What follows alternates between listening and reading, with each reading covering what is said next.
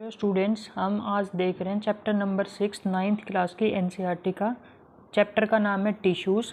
ये चैप्टर थोड़ा डिटेल में है, मतलब कि थोड़ा लेंदी पड़ेगा, क्योंकि इसमें आपका होता ना कि काफ़ी लाइंस, मतलब मोस्टली लाइन आपकी इम्पोर्टेंट है। इसलिए मैंने इसमें हैंड रिटन की बजाय मैंने सोचा कि आपको डायरेक्ट बुक से बताऊं, ताकि आपका कोई भी पॉइंट छूटे नहीं। वैसे हैंड रिटन में भी आपका कुछ नहीं होता एक्स्ट्रा, बट बायो हमारा एक एक्स्ट्रा सब्जेक्ट रहता है जिसमें आपकी एनसीईआरटी ही आपके लिए इनफ रहती है। अगर आप एनसीईआरटी की ही एक एक लाइन पढ़ोगे तो वही आपका, उसमें से आपके सारे क्वेश्चन बन जाएंगे, और एनसीईआरटी के एक एक वर्ड, एक एक लाइन आपकी इंपॉर्टेंट रहती है। ठीक है, तो हम इसमें से स्टार्ट करते हैं चैप्टर नंबर 6 टिश्यूज़। इसको आप एक तरह से रिवीजन वीडियो की तरह देख सकते हो, क्योंकि मैं आपको फटाफट कवर करा रही हूँ ताकि आप लोगों का टाइम वेस्ट ना हो। ठीक है, अभी स्टार्ट करते हैं। अभी देखो, जैसे इस टाइप की जो चीज़ें ना, जैसे from the last chapter we recall that living organism are made of cell, मतलब ये जो चीज़ें ये आपकी इतनी इंपॉर्टेंट नहीं है, तो उनको मैं अवॉइड करके डायरेक्ट जो चीज़ इंपॉर्टेंट है वो आपको बता रही हूँ। जैसे अमीबा है, वो हमारा सिंगल सेल ऑर्गेनिज्म होता है।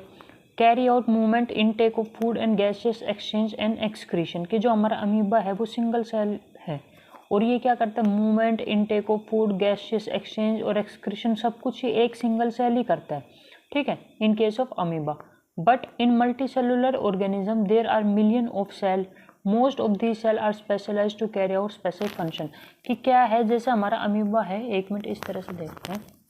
जैसे हमारा अमीबा है वो हमारा सिंगल सेल है, ठीक है, एक ही सेल सारे फंक्शन कर रहा है। लेकिन जब मल्टी सेलुलर ऑर्गेनिज्म होते हैं, जहाँ बहुत सारे सेल प्रेजेंट होते हैं, तो वहाँ पे अपना क्या होता है कि अलग अलग सेल अलग अलग फंक्शन परफॉर्म करते हैं। ठीक है, सब अपना अपना काम बांट लेते हैं। मान लो आपके घर में एक ही मेंबर है तो सारा काम वो मेंबर करता है, लेकिन घर में 5-6 मेंबर है तो सब मिल बांट के काम कर लेते हैं। तो वही केस है मल्टी सेलुलर ऑर्गेनिज्म में, कि इनमें क्या है कि specialised function is taken up by different group of cell.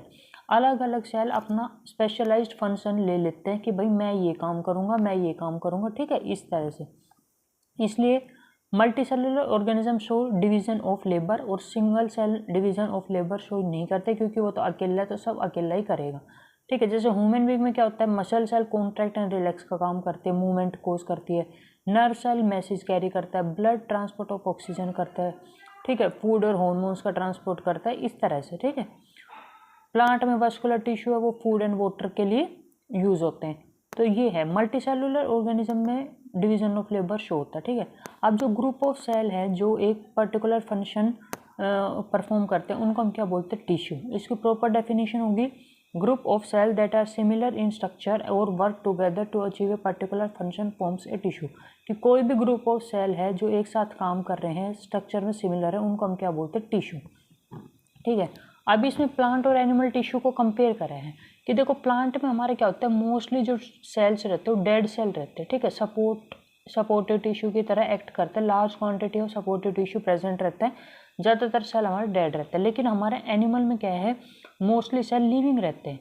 ठीक है, क्योंकि भाई एनिमल को ज़्यादा एनर्जी चाहिए, consume more energy as compare to plant. ठीक है, प्लांट तो एक जगह रहता है, बट एनिमल क्या है, एक जगह से दूसरी जगह मूव करता है, तो एनिमल को ज़्यादा एनर्जी चाहिए। तो एनिमल के अंदर लिविंग सेल की क्वांटिटी ज़्यादा रहती है, और प्लांट में डेड सेल ज़्यादा रहते हैं, क्योंकि प्लांट सेल एक जगह रहता है, उसको जस्ट सपोर्टिव रोल चाहिए। ठीक है, plant is limited to certain region, वही चीज़ जो मैंने अभी आपको बताई। Based on dividing capacity of tissue, various plant cell can be classified as growing और मेरिस्टेमेटिक टिश्यू और प्लांट टिश्यू, परमानेंट टिश्यू। कि जो आपकी ग्रोइंग कैपेसिटी है, कि मतलब जो सेल्स है वो डिवाइड होते हैं, आगे जाके ग्रो करते हैं, उस बेसिस पे जो प्लांट के टिश्यू हैं उनको हम दो पार्ट में डिवाइड कर देते हैं। एक आपका मेरिस्टेमेटिक टिश्यू और दूसरा आपका परमानेंट टिश्यू, वो हम आगे पढ़ेंगे। अब इसमें क्या है, ऑर्गन के बेस में, organ system is more specialised and localised in complex animal than even in very complex plant. की जो आपका ऑर्गन सिस्टम है ना, वो आपका बहुत ज़्यादा कॉम्प्लेक्स प्लांट होगा ना, उससे कंपेयर कर लोगे तो भी कॉम्प्लेक्स एनिमल में काफ़ी ज़्यादा स्पेशलाइज है। मतलब सिंपल आपका ये है कि आपका ऑर्गन सिस्टम भी एनिमल में ज़्यादा स्पेशलाइज होता है as compare to plant. Reason वही है कि प्लांट आपका एक जगह रहता है, उसको इतना कुछ मतलब मूवमेंट या एनर्जी की ज़रूरत नहीं पड़ती, but in animal active locomotion होता है। ठीक है, इसलिए ऑर्गन सिस्टम भी एनिमल में ज़्यादा स्पेशलाइज रहता है। प्लांट में सीडेंट्री एग्जिस्टेंस रहता है ऑन वन हैंड। ठीक है, कि एक ही जगह पे एग्जिस्टेंस रहता है। उसके बाद हमारा आता है ये growth of plant occur only in certain specific region, ठीक है, कि जो प्लांट है उसमें ग्रोथ एक पर्टिकुलर रीजन में होती है, पर्टिकुलर स्पेसिफिक रीजन में होती है। दिस इज बिकॉज क्योंकि वहाँ पे क्या प्रेजेंट होता है, मेरिस्टेमेटिक टिश्यू। अभी हमने पढ़ा कि दो टाइप के टिश्यू होते हैं, मेरिस्टेमेटिक और परमानेंट टिश्यू। तो जो आपके तो यहाँ पे हमारा क्या दिया हुआ है कि भाई जो हमारे प्लांट हैं उनके अंदर एक सर्टेन स्पेसिफिक रीजन में हमारा क्या होता है, डिवीज़न होता है, ठीक है, सेल वहीं पे डिवाइड करते हैं तो वहीं पे क्या है, ग्रोथ होगी। अब इन रीजन के डिपेंडिंग ऑन द रीजन कि वो कहाँ कहाँ पे प्रेजेंट है टिश्यू, उस बेसिस पे उन टिश्यूज़ का नाम दिया हुआ है। जैसे जो एपिक्स पे प्रेजेंट होगा, एपिक मतलब एपिकल पोजीशन मतलब टॉप वाली पोजीशन, ठीक है, जो एपिकल रीजन में प्रेजेंट होगा, चाहे यहाँ पे हो, चाहे यहाँ पे हो, चाहे यहाँ पे हो, तो टॉप पे जो प्रेजेंट होता है उसको हम बोलते हैं एपिकल मेरिस्टेम। जो मिडल में प्रेजेंट होता है इस तरह से उसको हम बोलते हैं इंटरकैलरी मेरिस्टेम। और जो हमारे साइड में लेटरल पोजीशन में, ठीक है, ऐसे जो प्रेजेंट होता है उनको हम बोलते हैं लेटरल मेरिस्टेम। तो जो आपका एपिकल मेरिस्टेम है ये क्या करता है, जो टिप्स होती है ना शूट की या रूट की टिप्स होती है उनको इंक्रीज़ करता है, उनका साइज़ बढ़ाता है, ठीक है, लेंथ बढ़ाता है, क्योंकि टॉप पे तो पेड़ यहीं से ग्रो करेगा तो ये क्या है, लेंथ इंक्रीज़ करता है। और जो गिर्थ होती है प्लांट की वो हमारा कौन करता है, लेटरल मेरिस्टेम। ये साइड में है, यहाँ से अगर ये बढ़ेगा, यहाँ से बढ़ेगा तो यानी पेड़ चौड़ाई में बड़ा हो जाएगा, ठीक है। तो गिर्थ प्लांट की कौन इंक्रीज़ करता है, लेटरल मेरिस्टेम। ये आपका यहाँ पे दिया हुआ कि एपिकल मेरिस्टेम क्या करता है और लेटरल मेरिस्टेम क्या करता है। उसके बाद हमारा आता है cells of meristematic tissue are very active, they have dense cytoplasm, thin cellulose wall and prominent nuclei. कि जो आपके मेरिस्टेमेटिक टिश्यू रहते हैं वो बहुत एक्टिव रहते हैं क्योंकि वो डिवाइड करते हैं, ठीक है। परमानेंट टिश्यू डिवाइड नहीं करते बट मेरिस्टेमेटिक टिश्यू डिवाइड करते हैं, तो क्या एक्टिव रहते हैं, साइटोप्लाज्म उनमें डेंस रहता है और सेलुलोज की वॉल रहती है वो काफ़ी थिन रहती है एंड प्रोमिनेंट न्यूक्लियाई प्रेजेंट होता है और वैक्यूल एब्सेंट होते हैं, ठीक है। तो ये छोटे छोटे पॉइंट याद रखने के, वैक्यूल इनमें एब्सेंट रहते हैं मेरिस्टेमेटिक टिश्यू में। अब उसके बाद आता है परमानेंट टिश्यू। अब देखो जो सेल क्या है ग्रो कर दिए, उन्होंने अपना एक स्पेसिफिक रोल ले लिया and lose the ability to divide, की जो डिवाइड करने की एबिलिटी को लूज कर दिया, मतलब अब वो डिवाइड नहीं कर सकते, वो टिश्यू कौन से होते हैं आपके, परमानेंट टिश्यू, ठीक है। Process of taking a permanent shape size and function, की उन्होंने अपनी एक परमानेंट शेप ले ली, अब वो अपनी शेप चेंज नहीं कर सकते, साइज चेंज नहीं कर सकते और उन्होंने अपना पर्टिकुलर एक फंक्शन ले लिया है, उसको हम बोलते हैं डिफ्रेंशिएशन, कि वो डिफ्रेंशिएट हो गए हैं, अब वो क्या बन गए हैं, परमानेंट टिश्यू, अब वो आगे वो डिफ्रेंशिएट नहीं होंगे, ठीक है। उसके बाद हमारा आता है परमानेंट टिश्यू के दो पार्ट है, एक सिंपल परमानेंट, दूसरा कॉम्प्लेक्स परमानेंट। तो सिंपल परमानेंट में हमारा आ गया कि जो few layer of cell beneath the epidermis is generally simple permanent tissue. की एपिडर्मिस होती है हमारी, जो सबसे आउटर लेयर होती है उसको हम बोलते हैं एपिडर्मिस, उसके नीचे की कुछ लेयर को हम क्या बोलते हैं, सिंपल परमानेंट टिश्यू, ठीक है। जो हमारा पैरेन्काइमा है वो most common simple permanent tissue है, पैरेन्काइमा, कोलेन्काइमा, स्क्लेरेन्काइमा, ये तीन हम पढ़ते हैं सिंपल परमानेंट टिश्यू में। तो जो सबसे ज़्यादा कॉमन है वो कौन सा, अपना पैरेन्काइमा, ठीक है। इसमें अनस्पेशलाइज सेल रहते हैं विथ थिन वॉल और ये क्या लिविंग सेल है, ठीक है, ये याद रखना, पैरेन्काइमा लिविंग सेल है और लूजली अरेंज रहते हैं, 10 large spaces between them are present. कि ये क्या है, इनके बीच में काफ़ी, ये देखो डायग्राम, पैरेन्काइमा का डायग्राम है कि ये इनका कोई ऐसा नहीं है कि सब मतलब कि एक सबका साइज एकदम इक्वल है, ऐसा नहीं होता, ठीक है। अनस्पेशलाइज सेल हैं, इनकी थिन वॉल होती है और इनके बीच में यहाँ पे जैसे हर सेल के बीच में स्पेस है ना, कि इनके बीच में क्या स्पेस प्रेजेंट होता है, ठीक है। This tissue generally stores food in some situation, ठीक है। ये क्या है, पैरेन्काइमा हमारा फूड भी स्टोर करता है। अब ये डायग्राम है आपका कि देखो बाहर की जो लेयर बताई थी मैंने एपिडर्मिस, एपिडर्मिस के ऊपर क्यूटिकल की लेयर भी प्रेजेंट होती है। एपिडर्मिस के बाद नीचे आपका जो ये रहता है पैरेन्काइमा, जो मैक्सिमम सेल आपके किसके रहते हैं, पैरेन्काइमा। फिर ये बीच में आपके वस्कुलर बंडल्स प्रेजेंट होते हैं, ठीक है, जैसे फ्लोएम है, जाइलम है, ये इसको ऐसे वर्टिकलरी मतलब ये इसको कट करके उसका सेक्शन दिखाया हुआ, ठीक है। ये जाइलम है, ये फ्लोएम है, जाइलम फ्लोएम, ये वेस्कुलर बंडल है, जाइलम फ्लोएम को हम बोलते हैं, ठीक है। अब ये नीचे, अब उसके बाद आता है, ये तो क्या था पैरेन्काइमा। पैरेन्काइमा क्या है, क्लोरोफिल कंटेन करता है एंड परफॉर्म फोटोसिंथेसिस। ये क्वेश्चन आ सकता है आपका कि क्लोरोफिल कहाँ प्रेजेंट होता है, पैरेन्काइमा में, और ये क्या परफॉर्म करता है, फोटोसिंथेसिस। इसलिए इसको कई बार क्लोरेन्काइमा भी बोलता है। अगर पैरेन्काइमा सेल के अंदर क्लोरोफिल प्रेजेंट है तो उनको हम क्या बोलते हैं, क्लोरेन्काइमा। एक्वेटिक, इसमें से काफ़ी बार क्वेश्चन आता है एरेन्काइमा क्या होता है, क्लोरेनकाइमा कहाँ होता है, कहाँ पे प्रेजेंट होता है, ठीक है। एक्वेटिक प्लांट में क्या होता है, लार्ज कैविटी प्रेजेंट होती है पैरेन्काइमा में, मतलब बीच में काफ़ी सारा स्पेस प्रेजेंट होता है जिसमें क्या होता है, एयर फिल रहती है। अब एयर अगर फिल है ये इसका मतलब वो लाइट वेट होगा, ठीक है, तो वो क्या करता है, फ्लोट करता है, ठीक है, उनको प्लांट को जो वाटर में फ्लोट करने में हेल्प करता है, इसलिए उनको हम बोलते हैं एरनकाइमा, एयर उसमें प्रेजेंट होती है। अब नेक्स्ट हमारा आता है कोलनकाइमा। देखो फर्स्ट अपना था पैरेन्काइमा, पैरेन्काइमा में क्लोरोफिल प्रेजेंट है तो क्लोरेनकाइमा, एयर प्रेजेंट हो तो एरनकाइमा, ठीक है। अब उसके बाद आता है हमारा कोलनकाइमा। कोलनकाइमा अपने सिंपल याद रखो, फ्लेक्सिबिलिटी में काम आता है। The flexibility in plant is due to another permanent tissue collenchyma. It allow bending of various part of plant like tendril and stem. जो भी आपका ऐसा प्लांट का पार्ट दिखे ना आपको, ये जहाँ पे आपको फ्लेक्सिबिलिटी दिख रही है तो वहाँ पे कौन सा होगा, कोलनकाइमा। जैसे कि टेंड्रिल हो गए, जो क्लाइंबर की स्टेम होती है, नॉर्मल प्लांट की स्टेम तो हार्ड रहती है, बट जो क्लाइंबर्स रहते हैं जो ऊपर क्लाइंब करते हैं, चढ़ते हैं, जैसे किसी की भी बेल वगैरह होती है वो सब, उनको हम बोलते हैं क्लाइंबर। तो चढ़ती है तो उनमें टेंड्रिल वगैरह, वो कोई भी आप उसको सपोर्ट में अगर कोई लकड़ी वगैरह रखोगे तो उसके चारों तरफ वो बेंड हो जाती है, यानी उसमें काफ़ी फ्लेक्सिबिलिटी है, वो टूटती नहीं है। ऐसे जो लीफ की स्टाक है, हवा चलती है, आपकी लीफ मूव करती है बट टूटती नहीं है ईजिली। तो वो किस लिए होता है, क्योंकि उसमें कोलनकाइमा प्रेजेंट होता है, वो आपको क्या है, फ्लेक्सिबिलिटी प्रोवाइड कराता है, ठीक है। सेल्स लिविंग होते हैं, इलोंगेटेड होते हैं, इरेगुलरली थिकन्ड एंड कॉर्नर। ये क्वेश्चन इंपॉर्टेंट है कि कौन से टिश्यू के सेल इरेगुलरली थिकन्ड होते हैं एट कॉर्नर, ठीक है, वो किसके होते हैं, आपके कोलनकाइमा के। ये देखना, ये इसका डायग्राम है, यहाँ पे कॉर्नर पर इरेगुलरली थिकनिंग होती है, ठीक है, ये आपका क्या आता है, क्लोरेनकाइमा। एनदर परमानेंट टिश्यू आपका कौन सा, स्क्लेरेनकाइमा। ये कौन सा है, जो प्लांट को हार्ड बना, जो स्क्लेरेनकाइमा रहता है वो टिश्यू क्या है, cells of this tissue are dead. Collenchyma था जो हमारा फ्लेक्सिबिलिटी प्रोवाइड करता था, और जो हमारा स्क्लेरेनकाइमा है वो क्या है, हार्डनेस देता है, स्टिफ बनाता है, ठीक है। जैसे हस्क ऑफ कोकोनट, जो नारियल का आपने बाहर का देखा होगा, जो बहुत ही हार्ड रहता है पार्ट, उसको वो किसका बना होता है, स्क्लेरेनकाइमा का, ठीक है। जो हमारा सीड्स होते हैं, नट्स की कवरिंग होती है, वो जो भी आपको दिखे प्लांट का हार्ड पार्ट है, वहाँ पे आपको क्या मिलेगा, स्क्लेरेनकाइमा मिलेगा, ठीक है। इसमें क्या होता है, they are long and narrow as the walls are thicken due to lignin. एक ये याद रखना, इसकी बोल्स के अंदर क्या प्रेजेंट होता है, लिग्निन प्रेजेंट होता है। ये इसका डायग्राम है, इसकी बोल्स में क्या रहता है, लिग्निन प्रेजेंट होता है, ठीक है। ये इसका स्क्लेरेनकाइमा का ट्रांसफर सेक्शन है और ये लॉन्गिट्यूडनल सेक्शन है, ठीक है। इसमें लिग्निफाइड बोल्स होते हैं स्क्लेरेनकाइमा में, और ये हार्डनेस प्रोवाइड करता है, ठीक है। Epidermis is usually made of single layer of cell in some plant living in a very dry habitat. The epidermis may be thicker since protection against water loss is critical. Entire surface of a plant has an outer covering epidermis. It protect part of the plant. कि जो epidermis है वो सबसे outer most layer है। ये simple question आता है कई बार कि आउटर मोस्ट लेयर कौन सी है, वो आपकी एपिडर्मिस है। ये सिंगल लेयर की बनी होती है, ड्राई हैबिटेट वगैरह में ये थोड़ी सी थिक होती है।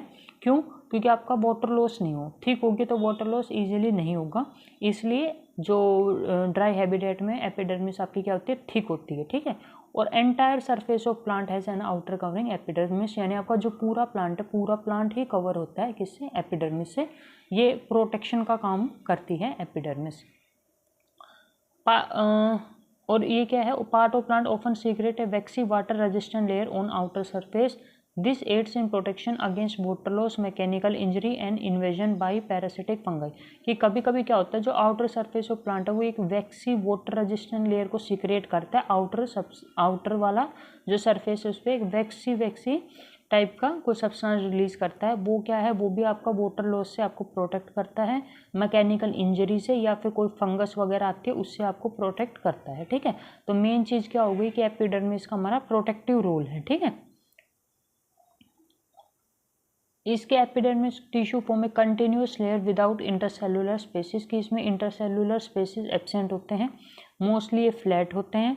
And often their outer and side wall are thicken than inner wall, की जो इनर वॉल है उसके कंपैरिजन में इनकी जो आउटर वॉल या जो साइड की लेयर होती है वो कैसी रहती है, थिक रहती है, ठीक है।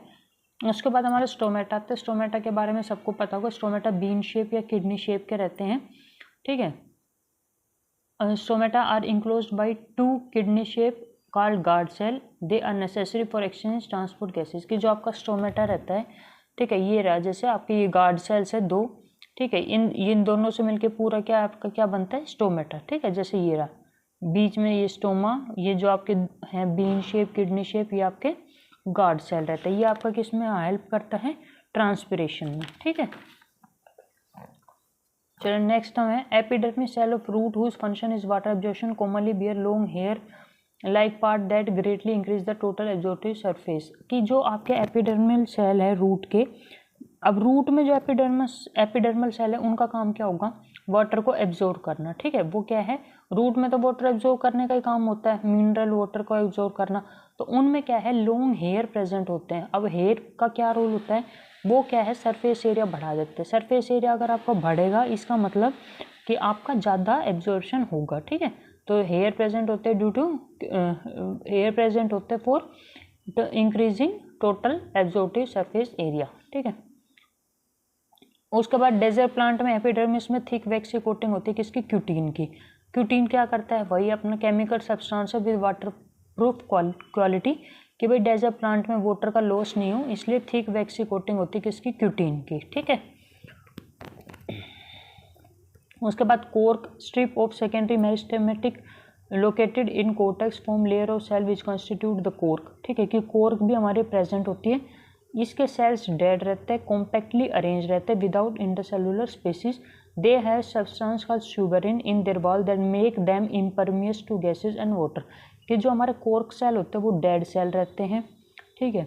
इनके अंदर सुबेरिन की डिपोजिशन रहती है, उसके वजह से गैस या वाटर के लिए इम्परवियस हो जाते हैं, मीन्स उनको अलाउ नहीं करते ट्रांसपोर्ट उनका, ठीक है। तो कोर्क सेल कैसे होते हैं, डेड रहते हैं अपने, और ये सेकेंडरी मेरिस्टेम में आता है।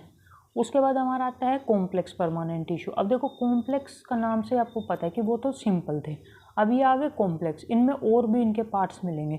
तो कॉम्प्लेक्स टिश्यू हमारे made of more than one type of cell, वो तो एक टाइप के सेल के बने थे, बट ये क्या है, more than one type of cell बनते हैं। इनके मेन आपके दो एग्जांपल होते हैं, जाइलम, एक आपका फ्लोएम, और ये दोनों ही क्या है, कंडक्टिंग टिश्यू है, कॉन्स्टिट्यूट ए वेस्कुलर बंडल। इनको क्या बोलते हैं, वेस्कुलर बंडल बोलते हैं। ये कंडक्टिव टिश्यू है, मतलब कंडक्शन में काम करता है वाटर एंड फूड का। जाइलम के अंदर क्या क्या आता है, tracheid, vessel, xylem parenchyma and xylem fibre. अब जो ट्रैकिड और वेसल है उन दोनों में क्या है, थिक वॉल प्रेजेंट होती हैं, और मोस्टली ये क्या है, डेड होते हैं। बट ट्रैकिड और जो वेसल्स रहते हैं उनके कैसे ट्यूब का स्ट्रक्चर रहता है, ठीक है। ये आपका यहाँ पे देखा ट्यूब लाइक स्ट्रक्चर, ठीक है। ये आपका क्या है, ट्यूब लाइक स्ट्रक्चर है वेसल का और इसका, ठीक है। This allow them to transfer water and mineral vertically. Vertically मतलब ये ऐसे आपका ऊपर से नीचे, नीचे से ऊपर, ऐसे पानी वाटर का ट्रांसपोर्ट और मिनरल का ट्रांसपोर्ट करते हैं। पैरेन्काइमा क्या करते हैं, स्टोर फूड, हमने पीछे भी पढ़ा था। Xylem fibre are mainly supportive in nature. जो जाइलम फाइबर है वो सिर्फ मेनली सपोर्ट का काम करते हैं, ठीक है। फ्लोएम हमारे क्या है, फ्लोएम हमारा 5 टाइप ऑफ सेल से बनता है, sieve cell, sieve tube, companion cell, phloem fibre and phloem parenchyma. ये 5 टाइप के सेल हैं जिनसे मिलके फ्लोएम बनता है। सीव ट्यूब क्या है, ट्यूब लाइक स्ट्रक्चर होती है हमारी, ठीक है। सीव ट्यूब नाम से याद रखना, ट्यूब से ट्यूब लाइक स्ट्रक्चर रहती है विद परफोरेटेड वॉल। परफोरेटेड मतलब जिनमें होल्स रहते हैं, उस टाइप में परफोरेटेड वॉल्स रहती हैं। Phloem transport food from leaves to other part of plant. की जो फ्लोएम है वो क्या करता है, ट्रांसपोर्ट करता है फूड को from leave to other part. Leaves से क्यों, क्योंकि लीव्स में फोटोसिंथेसिस होती है और वहीं पे हमारा फूड बनता है। तो फ्लोएम क्या करता है, लीव से लेके बाकी जो प्लांट के पार्ट है जहाँ पे रिक्वायरमेंट है वहाँ तक उसको लेके जाता है। और जाइलम हमारा क्या लेके जाता है, वाटर को, और फ्लोएम किसको लेके जाता है, फूड को। Except phloem fibre other phloem cells are living cell. अब जो फ्लोएम में बाकी सब सेल लिविंग है, सिर्फ एक आपका फ्लोएम फाइबर है जो कि आपका डेड है, ठीक है। ये क्वेश्चन भी आता है कि कौन सा डेड है, तो फ्लोएम फाइबर डेड है, बाकी आपके सब फ्लोएम लिविंग सेल के अंदर आएंगे। ये डायग्राम देखना, ट्रैकिड आपके इस टाइप का होता है, सिलेंड्रिकल शेप, वेसल भी इस टाइप का होता है, xylem parenchyma, and this is आपका सेक्शन ऑफ फ्लोएम, ठीक है, जिसके अंदर आपका sieve tube, phloem parenchyma, companion cell, ठीक है, ये सब प्रेजेंट होते हैं। तो डायग्राम जरूर एनसीईआरटी के देख के जाना है। उसके बाद आता है अपना एनिमल टिश्यू। अब एनिमल टिश्यू में क्या है कि हमारे पास मेन एक आता है मसल सेल। मसल सेल हमारे किसके लिए यूज होता है, कॉन्ट्रैक्शन एंड रिलैक्सेशन के लिए। मैं आपको मेन चीज़ पढ़ा रही हूँ, ये सब कि when we breathe we can actually feel वगैरह, ये सब जहाँ से क्वेश्चन नहीं बनेगा वो मैं आपको नहीं बता रही हूँ, ठीक है। तो डायरेक्ट अपन अपना पॉइंट टू पॉइंट पढ़ेंगे ताकि टाइम वेस्ट नहीं हो। तो the contraction and relaxation of this cell result in movement. कि जो आपके एनिमल टिश्यू के अंदर आता है मसल सेल, ये इनका कॉन्ट्रैक्शन और रिलैक्सेशन किस में हेल्प करता है, मूवमेंट में, मतलब कॉन्ट्रैक्ट होते हैं, रिलैक्स होते हैं, तभी क्या होती है, मूवमेंट होती है। ठीक है, ये अपना दिखा रखा है कि स्टमक के अंदर भी आपकी स्मूथ मसल सेल्स रहती हैं, फिर उसी को और डिटेल में बता रखा है स्मूथ मसल फाइबर, और इनकी शेप कैसी होती है, इस तरीके से स्पिंडल शेप के होते हैं, बीच में न्यूक्लियस प्रेजेंट होता है। इनमें आपका इतना कुछ इंपॉर्टेंट नहीं बनेगा। Blood and muscles are both example of tissue found in our body, कि हमारी बॉडी में ब्लड और मसल दोनों ही किसका एग्जाम्पल है, टिश्यू का। Epithelial tissue, connective tissue, muscular tissue, nervous tissue, ये सब किसके एग्जाम्पल हैं, एनिमल टिश्यू के। अब हम सबसे पहले पढ़ते हैं एपिथेलियल टिश्यू। ठीक है, ये हमारा आगे सबसे पहले एपिथेलियल टिश्यू। तो ये क्या है, जिस तरह से प्लांट में हमने एपिडर्मिस पढ़ा था ना, वैसे ही एनिमल में हमारा आता है एपिथेलियल टिश्यू, कि ये क्या करता है, बाहर से कवर करता है, प्रोटेक्ट करता है। कवरिंग और प्रोटेक्टिव टिश्यू होता है इन एनिमल बॉडी, वो होता है हमारा एपिथेलियल टिश्यू।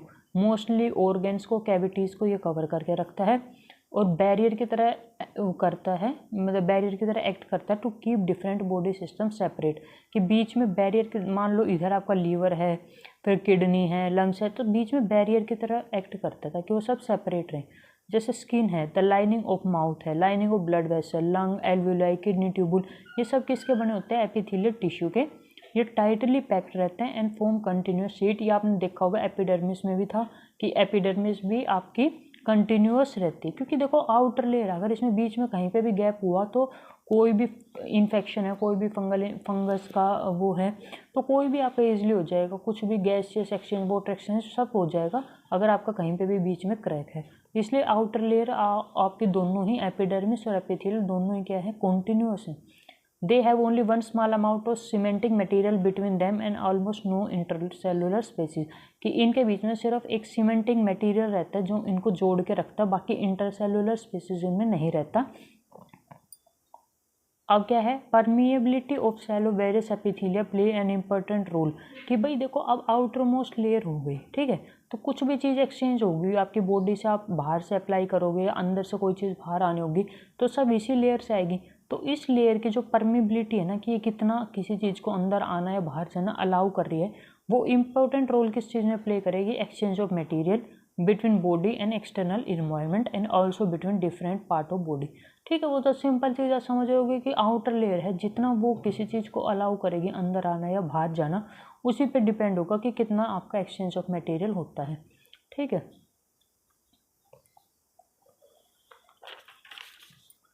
उसके बाद आपके ये आता है एपिथेलियल टिश्यू की डिफरेंट एग्जांपल। ये आपका आता है स्क्वेमस, स्क्वायर शेप का रहता है सिंगल। उसके बाद आता है स्ट्रेटिफाइड स्क्वेमस, ये। उसके बाद क्यूबॉइडल, क्यूबॉइड शेप में, और कोल्यूमिनार, कोलम की शेप में। कोल्यूमिनार में सीलिएटेड होता है, मतलब इसमें ऊपर यहाँ पे सीलिया प्रेजेंट होते हैं। ठीक है, जो आपका सिंपल स्क्वेमस एपिथेलियम है, ठीक है, जो आपका ये है सिंपल स्क्वेमस एपिथेलियम, ये एक्सट्रीमली थिन रहता है, मतलब बहुत पतला रहता है। डायग्राम आप देखोगे तो भी आपको थ्योरी याद हो जाएगी कि ये क्या है, थिन रहता है, दिख ही रहा होगा आपको, and flat and form delicate lining. और ये क्या डेलिकेट लाइनिंग फॉर्म करता है। अब डेलिकेट लाइनिंग कहाँ पे मिलेगी, ईसोफेगस में, माउथ की लाइनिंग में। ठीक है, यहाँ पे ईसोफेगस हो गया, माउथ की लाइनिंग हो गई, स्किन हो गई, ये सब आपकी किसकी बनी होती है, स्क्वेमस एपिथेलियम की। अब इसके बाद क्या है कि स्किन में आपका क्या स्क्वेमस एपिथेलियम रहता है, बट जो स्किन है वो आपकी बॉडी को प्रोटेक्ट करती है। आउटर लेयर हो गई ना स्किन आपकी, तो इसमें क्या है कि skin which protect the body is also made of squamous epithelium. लेकिन स्किन के जो एपिथेलियल सेल रहते हैं वो काफ़ी लेयर में अरेंज होते हैं, क्योंकि आउटर मोस्ट लेयर होगी ना, तो प्रोटेक्ट करने के लिए काफ़ी लेयर में अरेंज होते हैं। तो एक के ऊपर एक, एक के ऊपर एक करके तो क्या बन जाएगा, अब इसके ऊपर आप काफ़ी इसी के बंडल रख दो ऊपर बहुत सारे, तो कैसा शो होगा आपको, इस तरीके से। तो आपका क्या बन जाएगा, स्ट्रेटिफाइड स्क्वेमस एपिथेलियम।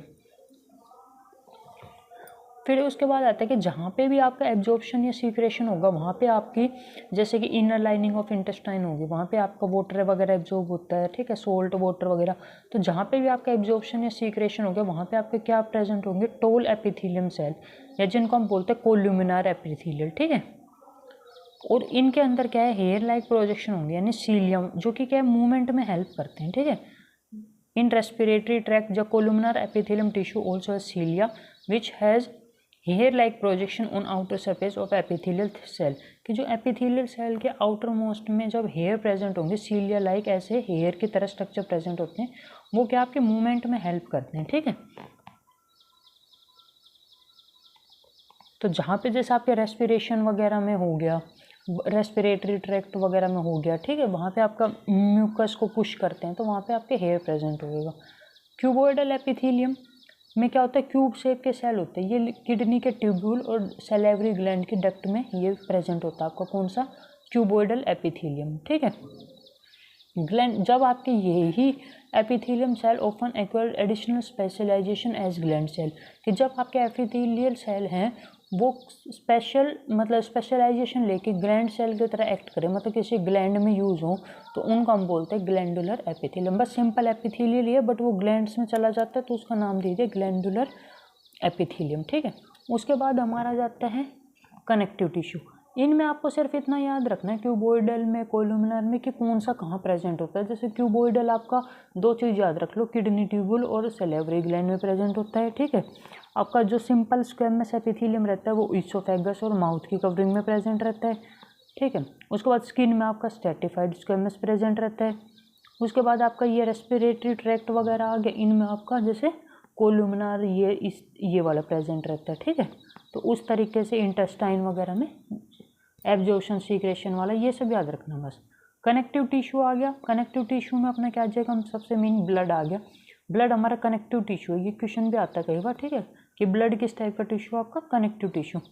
अब जो कनेक्टिव टिश्यू के सेल्स रहते हैं, cell of connective tissue are loosely packed and embedded in intercellular matrix, कि काफ़ी लूजली पैक रहते हैं और इंटरसेलुलर जो मैट्रिक्स है, जो आपके सेल्स के बीच में मैट्रिक्स है, उसमें ही एम्बेडेड रहते हैं।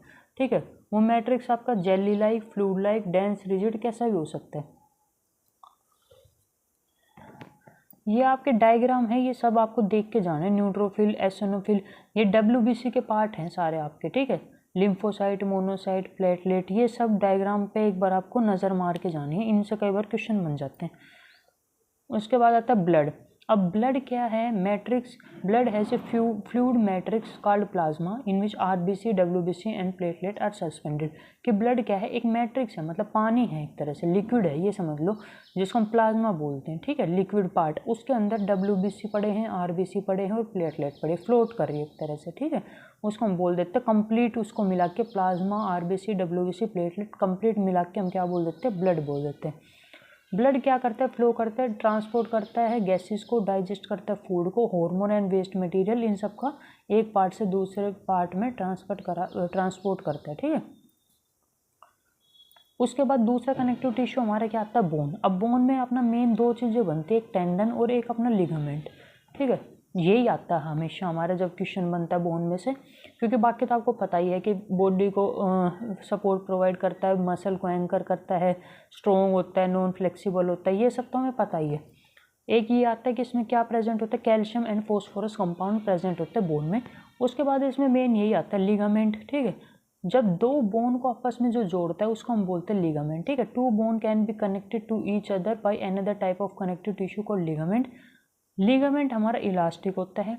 देखो, जब दो बोन जुड़ेंगी, बीच में इलास्टिक टिश्यू रहेगा, जब भी दोनों बोन्स के बीच में जॉइंट में मूवमेंट होगी ना, तो इससे याद रखो वो इलास्टिक होता है। इन इलास्टिक हुआ तो वो फिर मूवमेंट ही नहीं होने देगा। ठीक है, तो दो बोन को जोड़ता है लिगामेंट और वो कैसा रहता है, इलास्टिक रहता है। इसमें कंसिडरेबल स्ट्रेंथ रहती है। Ligament contain very little matrix and connect bone with bone. ठीक है, कि बोन को बोन से कनेक्ट करता है। उसके बाद हमारा था टेंडन। टेंडन क्या करता है, मसल को बोन से कनेक्ट करता है। ठीक है, जब बोन को बोन से कनेक्ट करे तो लिगामेंट, और जब मसल को बोन से कनेक्ट करे तो टेंडन। इनके अंदर फ्लेक्सिबिलिटी कम होती है, क्योंकि अगर बोन और मसल के बीच में अगर ज़्यादा फ्लेक्सिबिलिटी हुई, अगर खिसक गया तो उसमें इश्यू हो जाता है। ठीक है, तो वो दोनों को फिक्स रखता है, मसल को बोन के साथ अटैच रखते हैं। उसके बाद आता है अनदर कनेक्टिव टिश्यू, कार्टिलेज। कई बार ये क्वेश्चन पूछते हैं MCQ में कि आपके कनेक्टिव टिश्यू कौन कौन से, आपको एग्जांपल दे देंगे, बोन, ब्लड, कार्टिलेज। ठीक है, इस हिसाब से, और एक आपको दे देंगे जो नहीं होगा, तो आपको उसमें से टिक करना। तो ये आप याद रखना कि आपके कनेक्टिव टिश्यू में ब्लड है, बोन में टेंडन, लिगामेंट आ जाता है, कार्टिलेज आ जाता है। ये क्या है, सॉलिड मैट्रिक्स है कार्टिलेज हमारा, composed of protein and sugar, ठीक है। ये याद रखना किससे मिलकर बनता है, प्रोटीन प्लस शुगर से। कार्टिलेज क्या करता है, स्मूथ करता है bone surface at joint and also present in knows, year, trachea and लैरिंग्स। जहाँ पे आपको लगे ना कि हड्डी जैसा है बट सॉफ्ट है, मतलब फ्लेक्सिबल है, मूव हो रही है, फोल्ड हो रही है, वहाँ पे क्या रहता है कार्टिलेज। जैसे ईयर है हमारा, ईयर के अंदर हमें हड्डी फील होती है बट वो ऐसी रहती है कि आप उसको फोल्ड भी कर देते हो, मोड़ देते हो, तो वहाँ पे आपका क्या आता है कार्टिलेज, ठीक है। We can fold the cartilages of ear but we can not bend the bone, कि आप अपने हाथ की हड्डी को तो नहीं मोड़ सकते बट कार्टिलेज को आप मोड़ देते हो। उसके बाद आता है एरियोलर कनेक्टिव टिश्यू। ये कहाँ पे, स्किन और मसल के बीच में प्रेजेंट होता है, around blood vessel, nerve. Areolar से आपको पता लग रहा होगा कि भाई यहाँ पे मतलब वो होता है एक तरह से, मतलब स्पेस वाली बात आ जाती है जहाँ एरियोलर आता है ना। It fill the space inside organ, support internal organ और help in repair of tissue. Adipose tissue का कई बार पूछते हैं कि जो फैट स्टोरिंग टिश्यू है उसका क्या नाम है, तो वो आपका आ जाएगा एडिपोज टिश्यू। ये जो अपने नॉर्मली स्किन के नीचे होता है, ठीक है, फैट को स्टोर करता है और इनमें क्या होता है फैट ग्लोब्यूल रहता है। बस सिंपल इसका आपको इतना याद रखना है, एडिपोज टिश्यू मतलब फैट स्टोरिंग टिश्यू आपका होता है, ठीक है। उसके बाद आपका आता है मस्कुलर टिश्यू। अब मस्कुलर टिश्यू में आपको तीन चीज़ें याद रखनी है, स्केलेटन, स्मूथ एंड कार्डियक। ये तीन आपके मसल में टिश्यू आएंगे, ठीक है। Muscle contain specific protein called contractile protein, ठीक है। मसल के अंदर कौन से प्रोटीन मिलते हैं, कॉन्ट्रैक्टाइल प्रोटीन, जो क्या करते हैं कॉन्ट्रैक्ट करते हैं और रिलैक्स करती हैं। अब इसमें तीन हो गए, ठीक है, आपके स्केलेटन हो गए, स्मूथ हो गए और कार्डियक हो गए। अब यही आपको पढ़ना है। दीज मसल, स्केलेटन मसल हो गई, ये अटैच होती है बोन से। देखो स्केलेटन के नाम से आपको पता चल रहा होगा, स्केलेटन मतलब बोन, ये बॉडी के मूवमेंट में हेल्प करती हैं, ठीक है। इसमें हमें लाइट और डार्क बैंड प्रेजेंट होते हैं, इसलिए हम उनको स्ट्राइटेड मसल बोलते हैं। जब आप इनको माइक्रोस्कोप में देखोगे ना तो लाइट और डार्क कलर की बैंड मतलब पट्टियाँ नजर आएंगी, इसलिए हम इनको बोलते हैं स्ट्राइटेड मसल, ठीक है। ये लॉन्ग होते हैं, सिलेंड्रिकल होते हैं, अनब्रांच्ड होते हैं एंड मल्टी न्यूक्लिएट, मतलब इनमें काफ़ी सारे, आप मैंने बोला ना डायग्राम देख लोगे थ्योरी याद हो जाएगी। लॉन्ग है, सिलेंड्रिकल शेप है, कोई इनमें ब्रांचिंग नहीं है और काफ़ी सारे न्यूक्लियस प्रेजेंट है, ठीक है। ये देखो ऐसे ऐसे ऐसे ऐसे, तो वही चीज़ है, long, cylindrical, unbranch and multi nucleate होते हैं आपके स्ट्राइटेड मसल। और ये क्या है, मतलब स्केलेटन मसल, और ये कौन सी है, स्ट्राइटेड, ठीक है। उसके बाद जैसे हमारे स्मूथ मसल हैं, एलिमेंट्री कैनाल में जब हम खाना खाते हैं तो कॉन्ट्रैक्ट होती है, रिलैक्स होती है, ब्लड वेसल होती हैं, वो सब हमारी कौन सी होती है, स्मूथ मसल होती है। अब ये क्या है, इनमें इनवॉलेंटरी मूवमेंट होती है। एक ही याद रखना, स्केलेटन मसल में वॉलेंटरी मूवमेंट रहती है, जब आपका मन करेगा आप हाथ हिला लोगे, पैर हिला लोगे, लेकिन जब आपके ब्लड वेसल कॉन्ट्रैक्ट करेंगे, रिलैक्स करेंगे, वो आपके हाथ में नहीं है, वो क्या है, इनवॉलेंटरी मूवमेंट है, मतलब वो अपने अकॉर्डिंग मूवमेंट होगी, आप उसको कंट्रोल नहीं कर सकते। स्मूथ मसल और इनवॉलेंटरी मसल, ठीक है, इनको हम क्या बोलते हैं, इनवॉलेंटरी मसल। आइरिस ऑफ आई में मिलती है, कि आपकी आई में मतलब प्यूपिल का साइज बड़ा होगा छोटा होगा, वो उसमें मिलते हैं। यूरेटर में मिलती है, ब्रोंकियाई ऑफ लंग्स में मिलती है। Cell are long with pointed end, मतलब स्पिंडल शेप के रहते हैं, ठीक है, कि बीच में से थिक रहते हैं, साइड में से थिन, यानी स्पिंडल शेप रहते हैं। और यूनिन्यूक्लिएट रहते हैं, यानी एक ही न्यूक्लियस रहता है। स्केलेटन मसल मल्टी न्यूक्लिएटेड रहती थी। और they are also called unstriated muscle, क्यों, क्योंकि इनके अंदर हमें लाइट और डार्क बैंड देखने को नहीं मिलता। तो हमारे जो स्मूथ मसल हैं वो कैसे रहते हैं, अनस्ट्राइटेड मसल रहते हैं। तीसरी हमारे आते हैं कार्डियक। कार्डियक का आपको पता होगा, कार्डियक का हार्ट से रिलेशन रहता है, तो जो हमारे हार्ट में रिदमिक कॉन्ट्रैक्शन एंड रिलैक्सेशन होती है वो हमारी कौन करती है, कार्डियक मसल। तो आपको पता होगा हार्ट का हमारा हार्ट के ऊपर कंट्रोल नहीं है, तो ये कैसी हैं, इनवॉलेंटरी मसल्स है। और ये देखो आपको दिख रही होंगी, सिलेंड्रिकल हैं, ब्रांच्ड हैं, ठीक है, ये ब्रांच है, इनकी ब्रांचिंग हो रखी है, तो ये कैसी रहती है, सिलेंड्रिकल, ब्रांच एंड यूनिन्यूक्लिएट। तो मल्टी न्यूक्लिएट सिर्फ एक ही होती है आपकी, वो होती है आपकी स्केलेटन मसल। वॉलेंटरी भी आपकी एक ही होती है, वो आपकी स्केलेटन मसल, ठीक है। तो ऐसा आप याद कर लेना। नर्वस टिश्यू में आपको सिर्फ ये डायग्राम याद रखना अच्छे से। बीच में क्या रहता है आपका, न्यूक्लियस। ये जो साइड में हेयर लाइक स्ट्रक्चर है, ये क्या, डेंड्राइट। इस पूरे का आप क्या बोलोगे, सेल बॉडी। ये आपके रहते हैं एक्सोन, और ये क्या रहते हैं आपके नर्व एंडिंग। अब इसमें क्या है कि ये आपका स्टिमुलस जो एक जगह से दूसरी जगह सिग्नल ट्रांसफ़र करने का काम करता है। The cell of this tissue, nervous tissue के सेल को हम क्या बोलते हैं, नर्व सेल या न्यूरॉन, ठीक है। ये आपको पता है, सेल बॉडी होते हैं विद न्यूक्लियस एंड साइटोप्लाज्म, ठीक है। एक्सोन रहता है, मैनी शॉर्ट ब्रांचेज होते हैं, डेंड्राइट बोलते हैं जिनको। नर्व इम्पल्स, जो सिग्नल ये ट्रांसपोर्ट करते हैं उसको हम बोलते हैं नर्व इम्पल्स। ठीक है, nerve impulse allow us to move our muscle when we want to, कि जब हमें मसल मूव करनी होती है तो ये हमारी हेल्प करता है, क्योंकि जब भी आपको मूव करना है तो पहले सिग्नल जाएगा ब्रेन के पास कि ये वाली मूवमेंट करनी है, तो ये उस सिग्नल को ट्रांसपोर्ट करवाते हैं। ठीक है, this combination enable animal to move rapidly in response to stimulus. तो स्टूडेंट्स ये वाला चैप्टर पूरा हो गया है। ठीक है, तो आप इसको रिवाइज करना, अच्छा लगे तो लाइक करना, शेयर करना, सब्सक्राइब करना। ठीक है, थैंक यू।